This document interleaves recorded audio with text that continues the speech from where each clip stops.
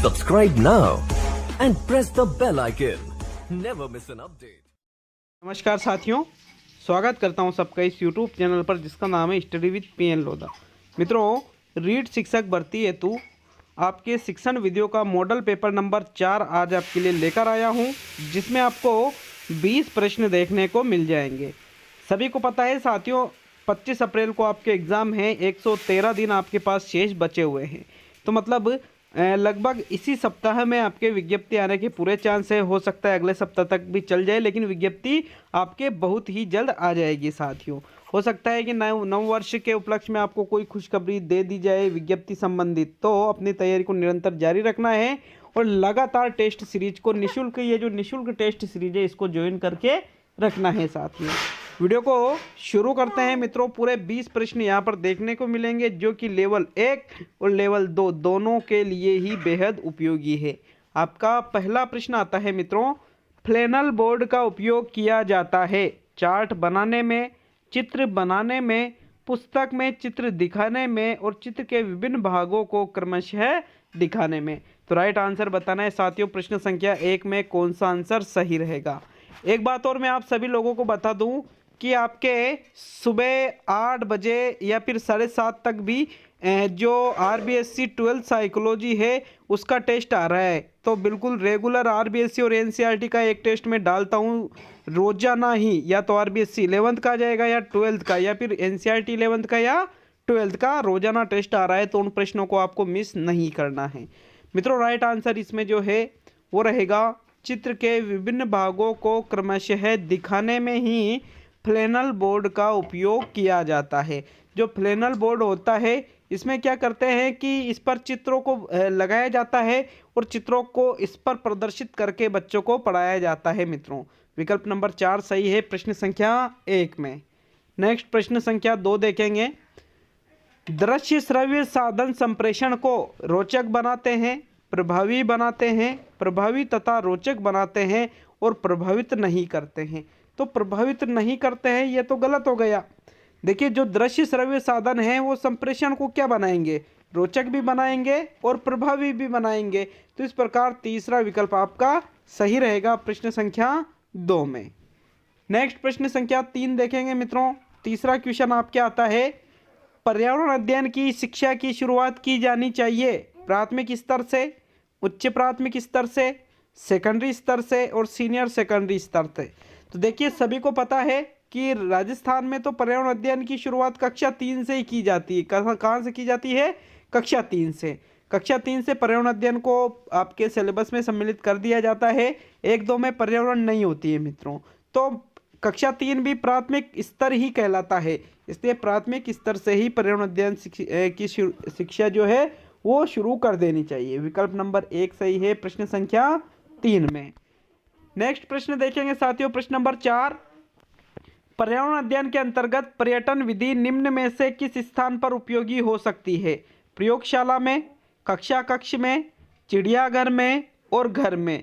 तो देखिए, पर्यटन जो विधि है वो घर में तो उपयोगी होगी नहीं, क्योंकि घर में तो नहीं पर्यटन करेंगे। कक्षा कक्ष में भी आप पर्यटन नहीं करेंगे, प्रयोगशाला में भी पर्यटन नहीं करेंगे, इसमें तो प्रयोग करेंगे। लेकिन चिड़ियाघर है जो साथियों, वहाँ पर आप पर्यटन कर सकते हो, बच्चों को ले जा सकते हो और उनको चिड़ियाघर में प्रत्यक्ष रूप से जो वस्तुएं आप बच्चों को बताते हो किताबों के माध्यम से, उनको जो बच्चे हैं वो प्रत्यक्ष रूप से देख सकते हैं। तो विकल्प नंबर 3 सही रहेगा प्रश्न संख्या 4 में। नेक्स्ट प्रश्न नंबर 5 देखेंगे। प्रश्न नंबर 5 है, एक बार देखना हजारों बार सुनने से बेहतर है, यह कथन किसके महत्व को बताता है? पाठ्य सामग्री, सहायक सामग्री को, शिक्षण सामग्री को, पाठ्यक्रम को और उपयुक्त सभी को। तो साथियों, एक बार देखना हजारों बार सुनने से बेहतर है, बताइए राइट आंसर कि यह कथन किसके महत्व को बता रहा है। प्रश्न संख्या 5 में कौन सा आंसर सही रहेगा? साथियों, प्रश्न नंबर 5 का सही आंसर रहेगा प्रथम विकल्प। पाठ्य सामग्री जो कि सहायक सामग्री है, ये कथन इसके महत्व को देता है कि एक बार आप किसी चीज़ को देख लीजिए और हजारों बार सुनने से वो चीज़ बेहतर होती है। सहायक सामग्री में ऐसा ही होता है साथियों। प्रथम विकल्प आपका यहाँ सही रहेगा प्रश्न 5 में। नेक्स्ट प्रश्न नंबर 6 देखेंगे। प्रोजेक्ट प्रणाली का संबंध है किल्पेट्रिक से, मदन मोहन मालवीय से, फ्रोबेल से और मैडम मारिया मोंटेसरी से। तो सभी को पता है जो प्रोजेक्ट प्रणाली जिसको आप परियोजना प्रणाली के नाम से भी जानते हो। साथियों ये करके सीखने पर आधारित है और करके सीखने की विचारधारा किसकी है? जॉन ड्यूवी की। लेकिन अगर हम बात करें कि प्रोजेक्ट प्रणाली किसने दी थी तो इसी ये देने वाले थे किलपेट्रिक। प्रथम विकल्प आपका यहाँ सही रहेगा प्रश्न संख्या 6 में। नेक्स्ट प्रश्न संख्या 7 पे चलते हैं साथियों। 7वां क्वेश्चन है आपका, गृह कार्य से लाभ है क्योंकि। विकल्पों को देखिए। बच्चे अपना समय बर्बाद नहीं करते हैं, यह बच्चों में स्वाध्याय करने की आदत का विकास करता है, इनमें बच्चे तेज होते हैं और उपयुक्त सभी। तो साथियों गृह कार्य से कौन सा लाभ है बताइए। प्रश्न संख्या 7 में कौन सा आंसर आपका सही रहेगा। मित्रों अगर हम बात करें प्रश्न नंबर 7 की तो गृह कार्य से यह लाभ है कि यह बच्चों में स्वाध्याय करने की आदत का विकास करता है। अब आप सोच रहे होंगे कि इसका तो उपयुक्त सभी होना चाहिए, इनमें बच्चे तेज होते हैं। गृह कार्य में बच्चे तेज थोड़ी होते हैं कि इससे कोई लाभ है। बच्चे अपना समय बर्बाद नहीं करते हैं। तो साथियों ये दोनों ही विकल्प उपयुक्त नहीं है, बल्कि ओनली दूसरा ही विकल्प यहाँ पर उपयुक्त है। फिर भी आप कमेंट करके जाए कि क्या आपके अनुसार प्रश्न संख्या 7 का आंसर चौथा विकल्प होगा, हमें जरूर बता कर जाए साथियों। नेक्स्ट प्रश्न संख्या 8 देखेंगे। तो मित्रों प्रश्न नंबर 8 है, एक पाठ योजना के निर्माण में निहित रहते हैं।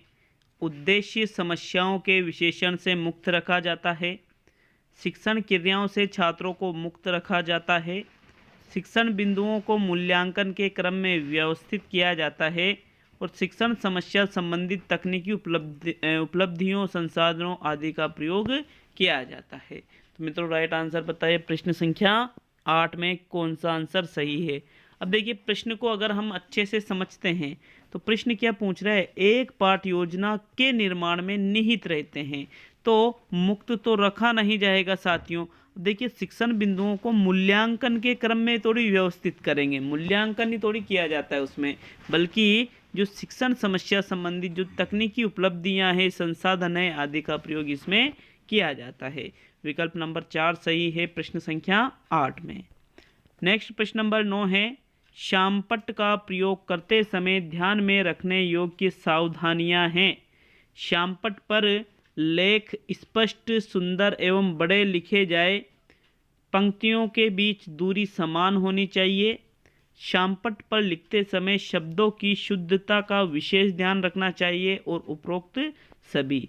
तो मित्रों जब आप शामपट्ट का प्रयोग करते हो तो बिल्कुल जो आप लिखते हो स्पष्ट भी होना चाहिए, सुंदर भी होना चाहिए, बड़े भी लिखे जाने चाहिए, पंक्तियों के बीच की दूरी भी समान होनी चाहिए, शामपट्ट पर लिखते समय शब्दों की शुद्धता का विशेष ध्यान रखना चाहिए।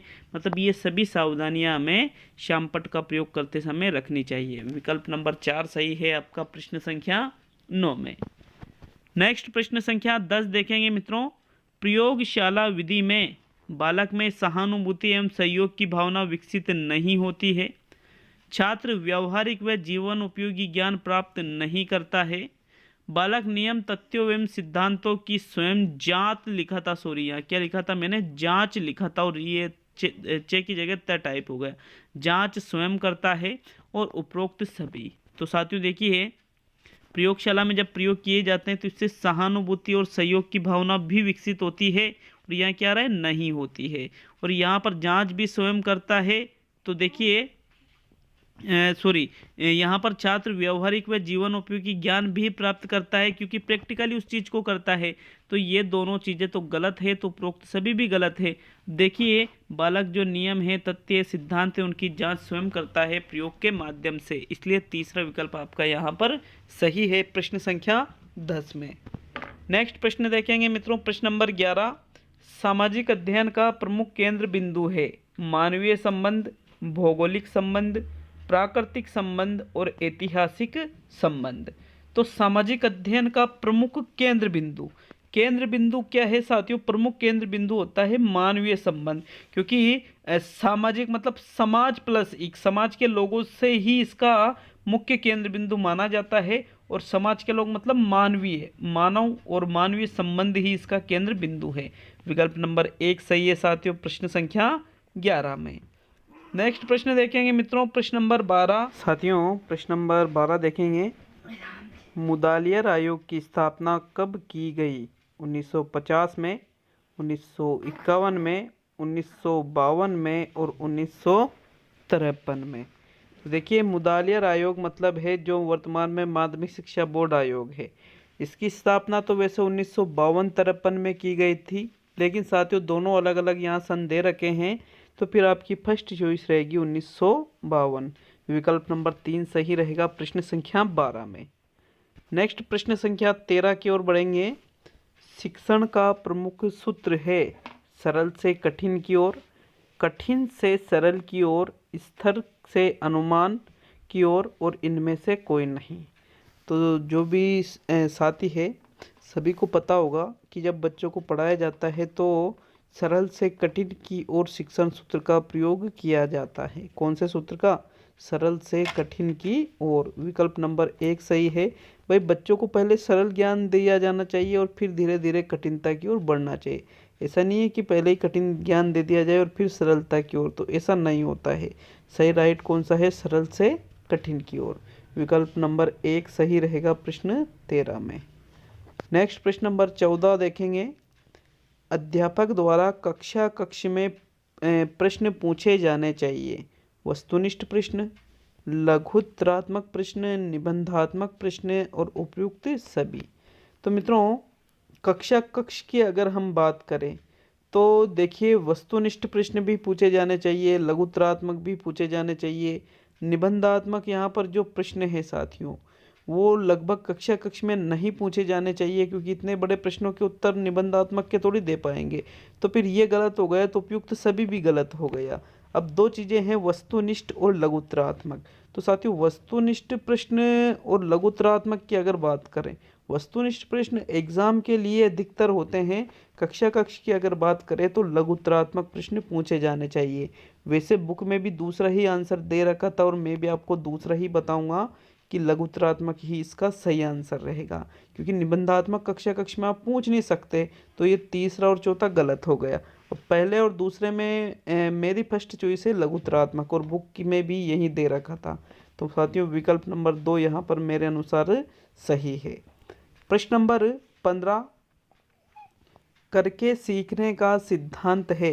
क्रियाशीलता का सिद्धांत, चयन का सिद्धांत, रुचि का सिद्धांत और पुनरावृत्ति का सिद्धांत। तो करके सीखना मतलब जिसमें आप कोई ना कोई क्रिया करोगे, और यही कौन सा सिद्धांत है? क्रियाशीलता का सिद्धांत। भाई क्रियाशीलता के सिद्धांत में क्या किया जाता है कि बच्चों को करके सिखाया जाता है, तो इसलिए आपका प्रथम विकल्प सही रहेगा प्रश्न संख्या 15 में। नेक्स्ट प्रश्न देखेंगे साथियों, प्रश्न नंबर 16। निम्न में से दृश्य सामग्री नहीं है। चार्ट, मानचित्र, एपिस्कोप और ग्रामोफोन। तो देखिए चार्ट भी दृश्य है, मानचित्र भी दृश्य है, एपिस्कोप भी दृश्य है, लेकिन ग्रामोफोन एक श्रव्य सामग्री है। कैसी सामग्री है? श्रव्य। तो साथियों यहाँ पर आपका चौथा विकल्प सही है। ये क्या नहीं है? दृश्य सामग्री नहीं है। विकल्प नंबर 4 सही रहेगा प्रश्न संख्या 16 में। मैं आपको फिर से याद दिला दूँ, 7:30 से 8 के बीच रोजाना ही आपके साइकोलॉजी का भी एनसीईआरटी और आरबीएससी की किताबों से टेस्ट आ रहे हैं। रोजाना मैं लगभग 12 से 15 प्रश्न रोज डेली लेकर आ रहा हूँ। अधिकतर तो 15 ही प्रश्न लेकर आता हूँ। एक दो बार 12 और एक बार 14 प्रश्न लेकर आया था। तो साथियों उन टेस्टों को आपको किसी भी हालत में मिस नहीं करना है। प्रश्न नंबर 17 देखेंगे। वर्तमान में शिक्षण विधियों के केंद्र में हैं बालक, पाठ्यक्रम, शिक्षक और अभिभावक। तो देखिए शिक्षण विधियों के केंद्र में है मतलब केंद्र माना जाता है बालक को, क्योंकि आप सभी चीज़ें किस पर आधारित करते हो? बालक पर आधारित, कि भाई बालक का ज़्यादा से ज़्यादा अधिगम हो, बालक ज़्यादा से ज़्यादा चीज़ें सीखे। तो केंद्र बिंदु मतलब बालक की क्रिया जिसमें ज़्यादा हो, और शिक्षण विधियाँ भी यही कहती है। तो केंद्र में बालक को रखा गया है वर्तमान में। विकल्प नंबर 1 सही है साथियों प्रश्न 17 में। प्रश्न नंबर 18 देखेंगे। सीखने की प्रक्रिया में प्रमुख मनोवैज्ञानिक तत्व निम्न में से कौन सा है? पुरस्कार और दंड की व्यवस्था, सीखने की विधि, सिखाने की विधि और अनुशासन। तो साथियों मनोवैज्ञानिक तत्व में अनुशासन तो आएगा नहीं। अब 3 विकल्प है।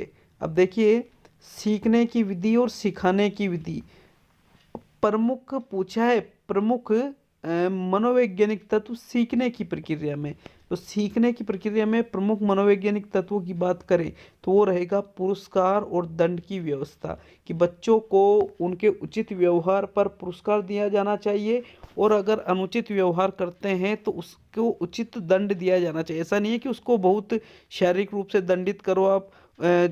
एक छोटा सा भी दंड के भी कई प्रकार होते हैं साथियों। ऐसा नहीं है कि उनको आपको पीटना है, ऐसा नहीं है। दंड का मतलब यहाँ उससे नहीं लिया गया है। तो प्रथम विकल्प यहाँ पर आपका सही है प्रश्न 18 में। अब आपका दिमाग दूसरी और तीसरी पे भी जा रहा होगा कि सीखने की विधि सिखाने की विधि दोनों में से एक आना चाहिए या उपयुक्त दोनों एक विकल्प में होना चाहिए था। प्रश्न नंबर 19 देखेंगे। वह यंत्र जिसके द्वारा छोटे चित्र बड़े करके पढ़ते नहीं है, सॉरी पर्दे है लिखा था यहाँ पर, क्या लिखा था, पर्दे, पर्दे के ऊपर प्रदर्शित किए जाते हैं कहलाते हैं टेलीविज़न, कंप्यूटर, रेडियो और मैजिक लैंटर्न। तो साथियों यहाँ पर देखिए जिसमें छोटे चित्रों को बड़े करके पर्दे के ऊपर प्रदर्शित किया जाता है उसको कहा जाता है मैजिक लैंटर्न। आपका चौथा विकल्प सही रहेगा प्रश्न 19 में। अब अंतिम क्वेश्चन देखेंगे प्रश्न नंबर 20। लेकिन वीडियो अच्छा लगा तो यार लाइक शेयर करना नहीं भूले और चैनल पर नए हो तो सब्सक्राइब भी जरूर करके जाए। 20वां क्वेश्चन है सर्वाधिक प्रभावशाली शिक्षण सामग्री है प्रक्षेपित, अप्रक्षेपित, क्रिया आधारित, प्रत्यक्ष अनुभव और इनमें से कोई नहीं। साथियों राइट आंसर बताइए। देखिए मैं एक बार आप सभी को बधाई देना चाहूँगा, 9 वर्ष की हार्दिक शुभकामनाएं सभी को। 9 वर्ष आपका अच्छा बीते साथियों। देखिए इसमें राइट आंसर है प्रश्न नंबर 20 में तीसरा विकल्प, क्रिया आधारित प्रत्यक्ष अनुभव सबसे प्रभावशाली शिक्षण सामग्री जिसमें बालक को प्रत्यक्ष अनुभव मिलता है क्रिया पर आधारित। तो विकल्प नंबर 3 सही रहेगा 20वें क्वेश्चन में। साथियों आज के ये 20 क्वेश्चन पूरे हो चुके हैं। आप हमें कमेंट करके ज़रूर बताएं कि आपको ये टेस्ट पेपर कैसा लगा और कितने क्वेश्चन आपके सही हुए हैं। साथियों मिलते हैं साइकोलॉजी वाली क्लास में, ज़रूर अटेंड करिएगा, बहुत ही इंपॉर्टेंट क्लासें हैं वो। बहुत बहुत धन्यवाद सभी लोगों को।